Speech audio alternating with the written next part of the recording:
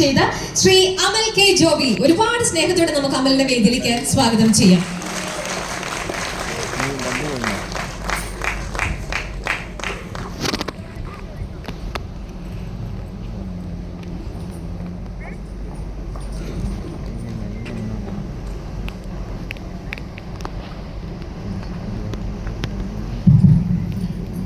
എല്ലാവർക്കും നമസ്കാരം.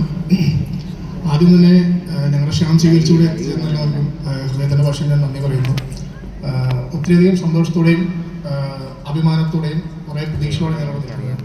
കാരണം ഓരോ സിനിമയും എന്താ പറയുക, ഓരോ സ്വപ്ന സാക്ഷാത്കാരങ്ങളെ വിശ്വസിക്കുന്നതാണ് ഞാൻ.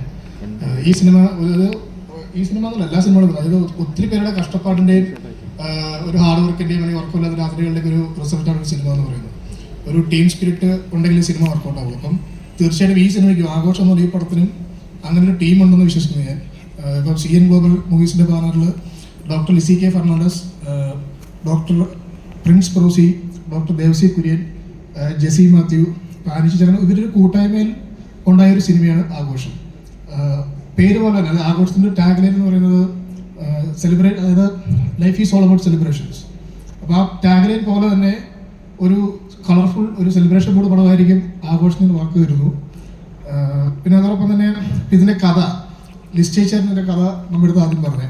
എനിക്ക് നല്ല ഓർമ്മയുണ്ട്. അതായത് ഞാനും ജെയ്സേട്ടനും പിന്നെ നമ്മുടെ ടൈറ്റസ് എൻ്റെ പ്രൊജക്ട് ഡിസൈനർ, ഞങ്ങൾ 3 പേരും കൂടി ആദ്യമായിട്ട് കഥയൊക്കെ വേണ്ടി പോയപ്പോൾ ഞങ്ങൾ എയർപോർട്ടിനടുത്ത് ഹോട്ടലിലാണ് ഞങ്ങൾ ആദ്യമായിട്ട് കഥ കേട്ടത് ചേച്ചിയുടെ അടുത്ത്. അന്നാണ് ഞങ്ങൾ ഫസ്റ്റ് മീറ്റ് ചെയ്തത്. അപ്പോൾ ഞങ്ങൾ പോയ വഴിക്ക് ഞങ്ങൾ ഡിസ്കസ് ചെയ്യേണ്ടായിരുന്നു കാര്യം. ഒരു സ്വാഭാവികമായിട്ട് ഒരു ലേഡി കഥ പറയാൻ വേണ്ടി വരുമ്പോൾ നമ്മൾ പ്രതീക്ഷിക്കുന്ന ഒരു കഥയുണ്ട്, അതായത് വലിയ സെന്റിമെന്റ്സോ അല്ലെങ്കിൽ അങ്ങനെയൊക്കെ ഭയങ്കര ഒരു ട്രാജഡി അല്ലെങ്കിൽ അങ്ങനത്തെ ഒരു പരിപാടിയൊക്കെ ഞങ്ങൾ ആദ്യം പ്രതീക്ഷിച്ചത്. പക്ഷെ ഞങ്ങൾ ചെന്നപ്പോൾ ചേച്ചി ശരിക്കും ഞങ്ങൾ ഞെട്ടിച്ചു കൊടുക്കും. അതായത് ഇപ്പോൾ നമ്മൾ പറയില്ല, അതായത് never judge a book by its cover എന്ന് പറയുന്ന പോലെ ചേച്ചി പറഞ്ഞ കഥയിൽ ഭയങ്കരമായിട്ട് കൊമേഴ്സ്യലി എലമെന്റ്സ് ഒക്കെ ഉള്ള നല്ലൊരു ഗംഭീര കഥയാണ് ചേച്ചി പറഞ്ഞത്. അപ്പോൾ അന്ന് ഞങ്ങൾ എല്ലാത്തും നമ്മുടെ വൈബ് കണക്ട് ആയതുകൊണ്ടാണ് ആഘോഷം ഓപ്പൺ ആകുന്നത്. അപ്പോൾ അന്ന് തുടങ്ങിയ യാത്രയാണ് ആഘോഷം. അതിനുശേഷം ഞങ്ങൾ പ്രീ പ്രൊഡക്ഷൻ അല്ലെങ്കിൽ അതിൻ്റെ ബാക്കിയുള്ള കാര്യങ്ങളൊക്കെ ഞങ്ങൾ വളരെ ഒരു ആഘോഷമായിട്ട് ഞങ്ങൾ മുമ്പോട്ട് പോവുകയായിരുന്നു. പിന്നെ ഞങ്ങൾ ഷൂട്ട് ചെയ്തത് ഞങ്ങൾ പാലക്കാടാണ്, പാലക്കാട് യൂഷഫ്ര കോളേജ്. അപ്പോൾ അവരുടെ ഭാഗത്ത് ഭയങ്കര സപ്പോർട്ടാണ് ഈ പടം ഷൂട്ട് ചെയ്യാനൊക്കെ ആയിട്ട്. ഒന്ന് ക്രൗഡ് പരിപാടി കുട്ടികളൊക്കെ ആയിട്ട് ഭയങ്കരമായിട്ടൊരു അത് വേറെ ടാസ്ക് ആയിരുന്നു. അതുമാത്രമല്ല, ഒരിക്കലും നമ്മളെന്താ പറയുക, ഒരു സാധാരണ സിനിമ ഒരിക്കലും ഷൂട്ട് ചെയ്യാൻ പാടില്ലാത്തൊരു സമയത്താണ് ഞങ്ങൾ ഈ ഷൂട്ട് ചെയ്യാൻ പ്ലാൻ ചെയ്തത്. മഴക്കാലം ജൂൺ ജൂലൈ സമയത്താണ് ഞങ്ങൾ പ്ലാൻ ചെയ്തത്.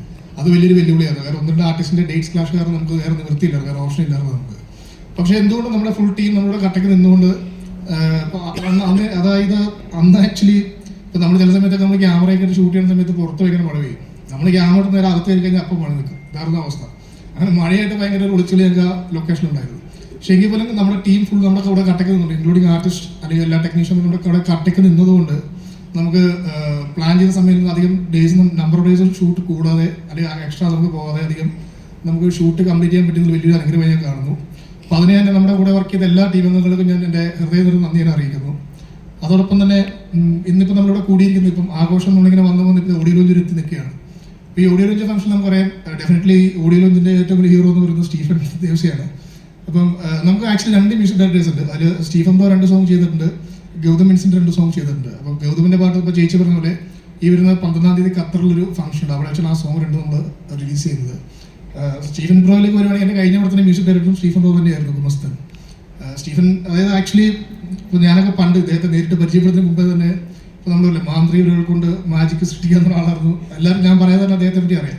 അപ്പോൾ നമ്മൾ വളരെ ആരാധനയോടെ കണ്ടൊരു വ്യക്തിത്വമാണ് സ്റ്റീഫൻ ദേവസി. അപ്പം അന്നൊന്നും നമുക്ക് സ്വപ്നത്തിൽ നമ്മൾ വിചാരിച്ചിരുന്നില്ല ഇപ്പോൾ ഞാൻ ചെയ്യുന്ന സിനിമയുടെ ഒരു മ്യൂസിക് ഡയറക്ടർ അദ്ദേഹം വരുന്നുള്ള കാര്യം. അപ്പോൾ അതുകൊണ്ട് പുള്ളിയെ എപ്പോൾ വിളിച്ചാൽ ഒന്നുകിൽ ഇപ്പോൾ ഇന്ന് വിളിച്ച് കഴിഞ്ഞാൽ അമേരിക്ക, നാളെ വിളിച്ചാൽ ലണ്ടൻ, അങ്ങനെയൊക്കെയാണ് ഓരോ രാജ്യത്താണ് പുള്ളി ഓരോ ദിവസവും.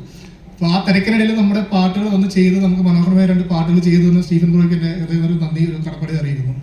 ഗംഭീരമായിട്ട് നിങ്ങൾക്ക് ഈ പാട്ടുകളെ പ്ലേ ചെയ്യുമ്പോൾ നിങ്ങൾക്ക് കാണാം, നല്ല ഗംഭീര പാട്ടുകൾ മുമ്പിൽ ചെയ്തിരിക്കുന്നത്.